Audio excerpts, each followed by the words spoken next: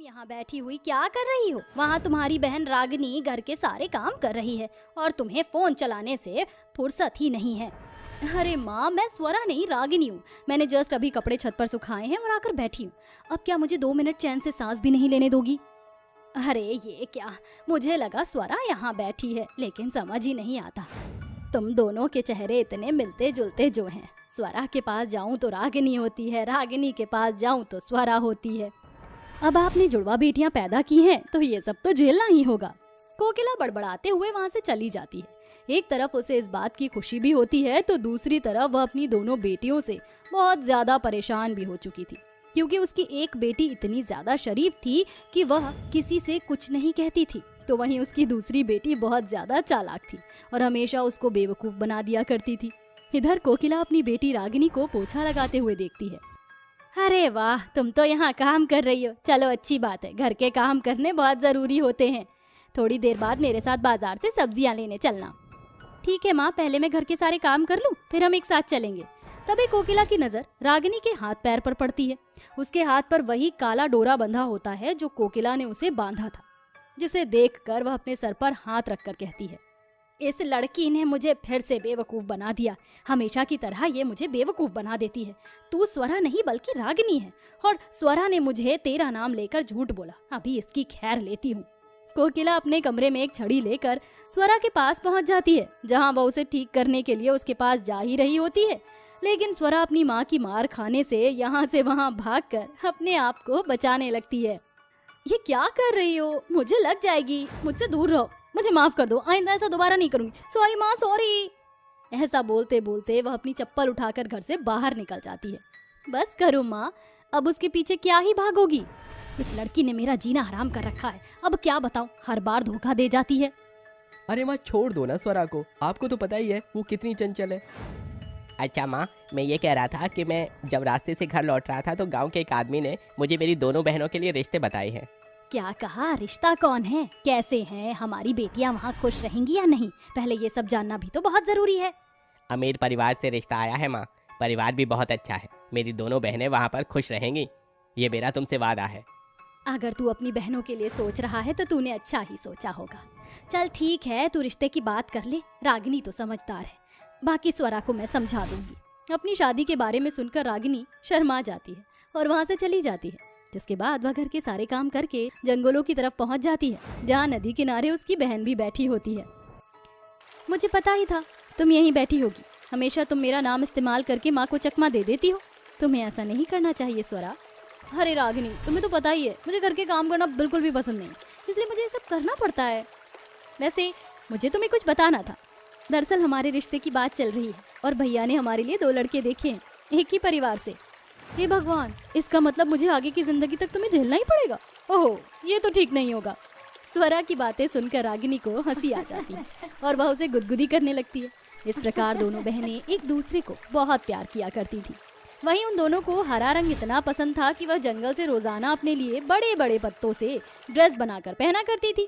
माना कि मैं घर में कोई काम नहीं करती, लेकिन मेरे अंदर इतना अच्छा टैलेंट है कि मैं इस दुनिया की नेचुरल चीजों से कपड़े बना सकती हूँ। ये देखो, मैंने तुम्हारे लिए कितनी प्यारी ड्रेस बनाई है पत्तों से। ये तो बहुत ही सुंदर है, तुमने तो कमाल ही कर दिया। चलो अब घर वापस चलते हैं, सब लोग हमारा इंतजार कर रहे होंगे। अपने पत्तों से बने हुए कपड़े पहनकर वो दोनों घर लौट आई हैं, जहाँ उनकी दोनों भाभियां उनसे कहती हैं, अरे आ गई सीता और गीता। अरे रूपाली, ये दोनों सीता और गीता नहीं, गीता और बबीता हैं। उड़ा लिया आप लोगों ने हमारा मजाक, या और भी कुछ बाकी रह गया है? अरे नंद जी, गुस्सा क्यों होती हो? हम दोनों तो मजाक ही कर रहे थे। अब क्या है ना, तुम दोनों जुड़वा बहनों को देखते ही मजाक करने का मन कर जाता है, तो हम दोनों कर लेती हैं। तुम बोलो तो हम वो भी ना करें। रूपाली की बात सुनकर स्वरा गुस्से से अपने कमरे में चली जाती है, जिसके बाद रागिनी को देखकर वह दोनों कहती हैं, रागिनी, तुम तो बिल्कुल जंगल की मोगली लग रही हो। क्या पहना है तुमने ये? आपको नहीं पता क्या? ये जंगल के पत्तों से बने हुए कपड़े हैं। अच्छे लग रहे हैं ना? इससे हमारी बॉडी को एक फ्रेश एयर मिलेगी। रागिनी की बात सुनते ही दोनों जोर जोर से हंसने लगती। ये देख रागिनी वहाँ से चली जाती है। ऐसे ही अब धीरे धीरे उन दोनों बहनों की शादी की रस्में शुरू हो जाती हैं। हल्दी वाले दिन वह दोनों बहनें जंगल में जाती हैं और जंगल से पीले पीले पत्ते और गहने के फूल तोड़ कर ले आती हैं, जिससे वह अपनी हल्दी की रस्म के लिए कपड़े बनाना शुरू करती हैं। हे भगवान, ये सब क्या चल रहा है? रागिनी, तुम तो समझदार हो, तुम स्वरा का साथ दे रही हो। कुछ दिनों बाद तुम्हारी शादी है और तुम यहाँ जंगल के पत्तों से कपड़े बना रही हो। अरे माँ, आपको तो पता ही है हमें हरे रंग से कितना प्यार है और हरियाली तो हमारे लिए बहुत मायने रखती है। बस इसलिए हम चाहते हैं कि हम अपनी शादी में इस हरियाली का खूब इस्तेमाल करें। लेकिन बेटियों, आजकल मार्केट में कितने प्यारे प्यारे सुंदर और हैवी लहंगे चल रहे हैं, तुम्हें ये पत्तों के कपड़े ही क्यों पहनने हैं? माँ, आप देखते जाओ, पूरी शादी में आपकी दोनों बेटियां ही अलग चमकेंगी और कोई दिखाई भी नहीं देगा। कोकिला अपनी दोनों बेटियों की ये बातें सुनकर हैरान रह जाती है, जिसके बाद वह बाकी के काम करने चली जाती है।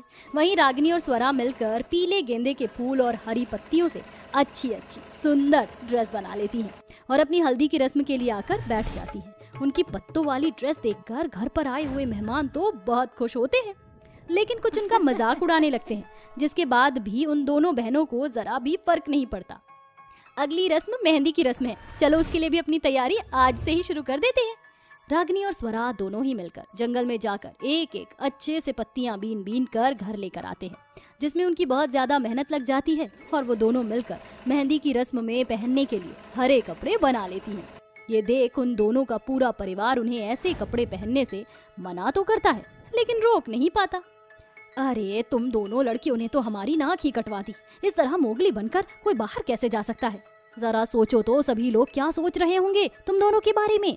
हम जैसे भी हैं माँ, हम बिल्कुल बढ़िया हैं, और फिर इतने महंगे लहंगे लेकर इतनी महंगी ड्रेस पहनकर कोई फायदा नहीं। हमारे इन पत्तों की वजह से कितने सारे पैसे बचे होंगे, आप इसका अंदाजा भी नहीं लगा सकती।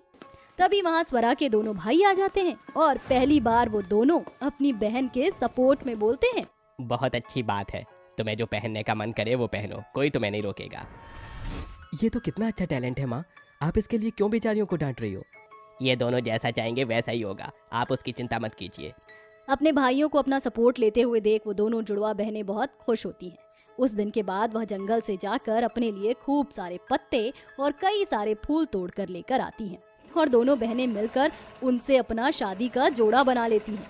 पत्तों के कपड़े पहनकर जब वह बारात के सामने पहुंचती हैं, तो उसके सास ससुर उन्हें देखकर हैरान रह जाते हैं।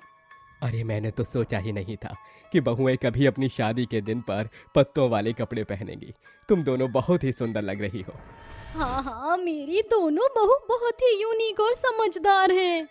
पवन और ललिता दोनों ही अपने बेटों से जुड़वा बहनों की शादी करवाकर उन्हें घर ले आती हैं। शादी के बाद से स्वरा थोड़ी समझदार हो जाती है और रागिनी के साथ अपने ससुराल को मिल बांट कर संभालने लगती है, जिसके चलते अब दोनों बहनें एक ही घर में खुशी खुशी रहने लगती हैं।